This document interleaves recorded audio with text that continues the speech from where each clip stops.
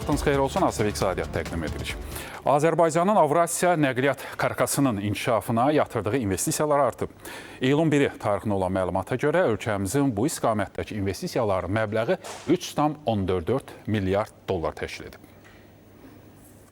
Avrasiya nəqliyyat karkasının qurulmasında Azərbaycanın payı artır. Bunu yatırılan sərmayənin məbləğindən də görmək mümkündür. İyulun 1-nədək olan göstəricilərdə bu məbləğ 3,4 milyard dollar təşkil edib. Ölkəmiz Avrasiya nəqliyyat dəhlizlərində fəal iştirak etməyə xüsusi önəm verir. Birinci növbədə bu Azərbaycanın əlverişli coğrafi mövqeyə malik olmasıdır və bu əlverişli coğrafi mövqeyə malik olma tranzit imkanlarımızı daha da artırır, beynəlxalq yük daşımalarda Azərbaycanı ön sıralara çıxarır. Və digər tərəfdənsə ölkə iqtisadiyyatının genişlənməsini, ümumi daxili məhsulun artımını, dövlət büdcəsinin gəlirlərinin artımını təmin etmiş olur. 402 layihəni əhatə edən Avrasiya nəqliyyat karkasının ümumi investisiya həcmi 345 milyard dollar təşkil edir. Layihələrdən bəziləri artıq icra edilir. Daha 100 milyard dollar isə hələ icrasına başlanılacaq layihələrin payına düşür. Ötən il ərzində 10 milyard dollarlıq obyektlər istismara verilib, portfelə isə 74 milyard dollar dəyərində 70 yeni layihə əlavə olunub. Avrasiya nəqliyyat karkası Avropa ilə Asiyanı birləşdirən əsas nəqliyyat şəbəkəsidir və buraya dəmir yolları, avtomobil yolları, nəqliyyat dəhlizləri daxildir. Məlumdur ki, hazırda əsas diqqət bu yolların genişlənməsinə, müasir logistika imkanlarının yaradılmasına yönəlib ki, Azərbaycan da bu istiqamətdə həyata keçirdiyi ardıcıl və sistemli addımlar öz müsbət nəticələrini verməkdədir.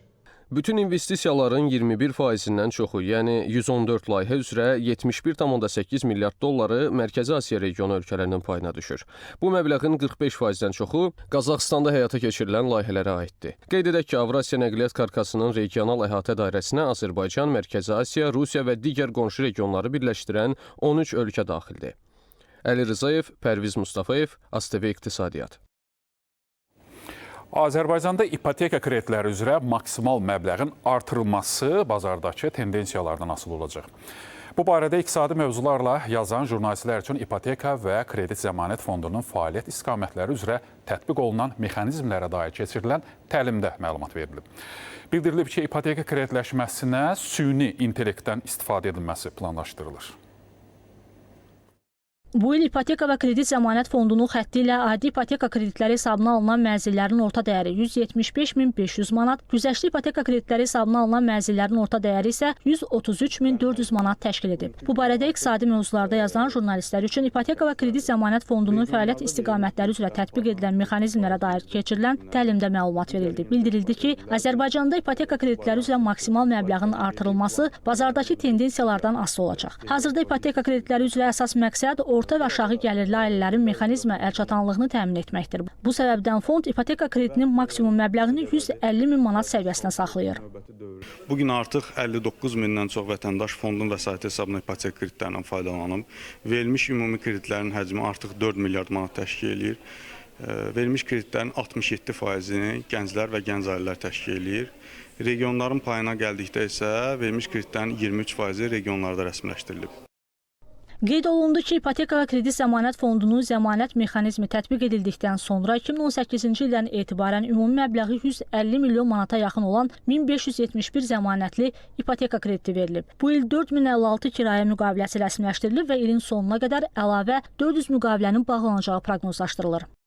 Kirayə mənzil mexanizminə 2020-ci ilin mart ayından etibarən başlanılıbdır, yəni kirayə mənzillərin verilməsinə və bugünkü statistik məlumatlara əsasən artıq 9546 kirayə müqaviləsi rəsmiləşdirərək vətəndaşlara mənzilləri təhvil verilmişdir və kirayə yolu ilə mənzil vəziyyətini yaxşılaşdıran 60%-dən çoxunu gənclər və gənc ailələr təşkil etməkdədir. Bugünkü tarixə artıq 12 kirayəçi tərəfindən öhdəliklər tam şəkildə icra edilmiş və öz mənzil və mülkiyyət hüquqları vətəndaşların özlərinə təqdim edilmişdir. İpoteka və kredit zəmanət fondu son 20 ildə ümumilikdə 201 milyon manat mənfəət əldə edib. Bu ilin 1 iyul tarixinə qurumun aktivləri 4,2 milyard, məcmu kapitalı isə 1,4 milyard manat təşkil edib. Fondun dövriyyədə olan istiqrazlarının dəyəri 2,7 milyard manatdır. 2009-cu ildən indiyə qədər 1,2 milyard manatlıq istiqrazlar üzrə öhdəliklər yerinə getirilərək istiqraz sahiblərinə 389,4 milyon manat faiz ödənilib. Təlimdə o da vurğulandı ki, ipoteka kreditləşməsində süni intellektdən istifadə istifadə olunacaq. Məqsəd dövlətin strateji prioritetlərinə uyğun olaraq xidmətlərin rəqəmsallaşdırılmasını sürətləndirməkdir. Sonda təlimdə iştirak edən jurnalistlərə sertifikatlar təqdim olundu. Aytan Abdulova, Nuran Ələkbərli, ASTV İqtisadiyyat. İndi isə dünya birjalarındakı trendlərə diqqət yetirək və ilk olaraq qeyd eləyək ki, bütün əsasən əmtələr aşağı zonada qərarlaşıblar, yəni qırmızı zonadadır və istərdik ki, biz qrafik üzərindən bunlara diqqət yetirək. Brent və WTI dəyər itiriblər. Azerlight markasına olan qaraqızıl $109 10 sentə satılır. Bu son ərazlarda təxminən 8,5 dollardan yuxarı hər barel üzrə bahalaşma deməkdir. Təbii qaz ucuzlaşır və maraqlıdır ki, qızıl və gümüşdə kifayət qədər nəzərə çarpacaq bahalaşma var. Qızıl 13,4, gümüş isə təxminən $1 yaxın dəyər qazanıb. İndi isə digər birjalardakı trendlərə diqqət yetirəcəyik. Valyutalara nəzər yetirəndə nəyi müşahidə edirik? Avro, fund nisbətən dollarla müqayisə eləsək bahalaşıb. Türkiyə lirəsi Amerika valyutasına nisbətən dəyər itirib. Dollar rubla müqayisə eləsək ucuzlaşır. Burada Çin yuanı da dəyər itirməkdə davam edir. Azərbaycan manatı isə dəyişməz olaraq qalır. Amma bu arada bütün digər valyutalar, avro, rubl, Türk lirəsi və Çin yuanı manatımıza nisbətdə kifayət qədər ucuzlaşma müşahidə edilir hal-hazırda. Və digər biz qrafikalara da nəzər yetiririk. Söhbət kriptovalyutalardan gedir. Qeyd elədiyimiz kimi bazarlarda yalnız qırmızı zona da qərarlaşıblar və hal-hazırda Bitcoin $65.000 nisbətən yuxarı satılır, amma $515 civarında ucuzlaşma hal-hazırda müşahidə edilib. Və indekslər. Göründüyü kimi, Amerikanın bütün əsas vacib indeksləri S&P 500, Dow Jones, Nasdaq 100 dəyəri itkisinə məruz qalıblar. Avropa birjalarında fərqli dinamika müşahidə olunub, DAX bahalaşıbsa, FTSE 100 ucuzlaşıb. Dünənə nisbətdə Nikkei 225 indeksində də ucuzlaşma əsasən qeydə alınıb. Və səhm bazarı. Burada nəyə müşahidə edirik? Dediyimiz kimi, hamısı dəyər itkisinə məruz qalıb, yəni ucuzlaşıblar. Daha çox ucuzlaşan isə Tesla olub, $54 üzərində. Digər Apple, Microsoft, Nvidia, Amazonda da təxminən $3 üzərindən ucuzlaşma qeydə alınıb. Bəli, birjalarda olan trendləri təqdim etdik. ABŞ-nin ticarət tərəfdaşlarına qarşı növbəti böyük tarif dalğası başlayıb. Prezident Donald Trump administrasiyası bu gündən etibarən 60 ölkədən ixal olunan mallara 10 və 12,5% həcmdə yeni gömrük rüsumları tətbiq edir. Bəs yeni rüsum tətbiqində rəsmi Vaşinqtonun əsas arqumenti nədir? Sujetdən biləcəyik. Yeni rüsumlar ölkədə qüvvədə olan müvəqqəti qlobal tarif rejimini əvəzləyir və ABŞ ixalının az qala tamamını 99,4%-ni əhatə edir. Neft, qaz, gübrə və bəzi ərzaq məhsulları isə istisnadır. Reutersin məlumatına görə yeni rüsumlar Birləşmiş Ştatlarda qüvvədə olan müvəqqəti 10%lik qlobal tarif rejiminin başa çatdığı anda qüvvəyə minəcək. Trump administrasiyası bildirir ki, yeni rüsumlar məcburi əməyin qlobal ticarət zəncirlərindən çıxarılması və ABŞ istehsalçılarının daha ədalətli rəqabət şəraitində fəaliyyət göstərməsi məqsədi daşıyır. Trump administrasiyasının həyata keçirmək istədiyi yeni tarif məhdudiyyəti ümumilikdə daxili bazarı qoruma məqsədi daşısa da, bu ümumi dünya iqtisadiyyatına ciddi risklər yarada bilər.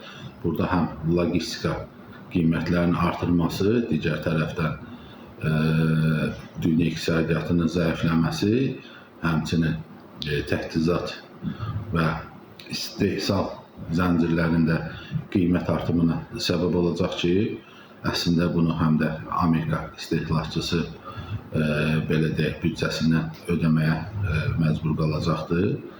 Qərar 1974-cü il tarixli ticarət aktına əsaslanır. Yeni qaydalara görə Kanada, Meksika, Hindistan, Böyük Britaniya daxil olmaqla bir qrup ölkəyə 10% rüsum təyin edilib. Avropa İttifaqı, Yaponiya və Cənubi Koreya üçün tariflər 10-12,5% arasında dəyişir. Çin daxil olmaqla digər 38 ölkə üçün müəyyənləşdirilən birbaşa rüsum 12,5% dərəcəsindədir. Rəsmi Vaşinqton Pekini Uyğur azlığının məcburi əmək düşərgələrində saxlanılmasında ittiham edir. Rəsmi Pekin isə bu iddianı rədd edir. Ağ Ev Çin mallarına tarifləri yenidən 20%-ə çatdırmağı planlaşdırır. Lakin bu addım qlobal etiraz doğurub. Norveç, Avstraliya və Braziliya qərarı əsassız adlandıraraq Vaşinqtonla danışıqlara başlayıb.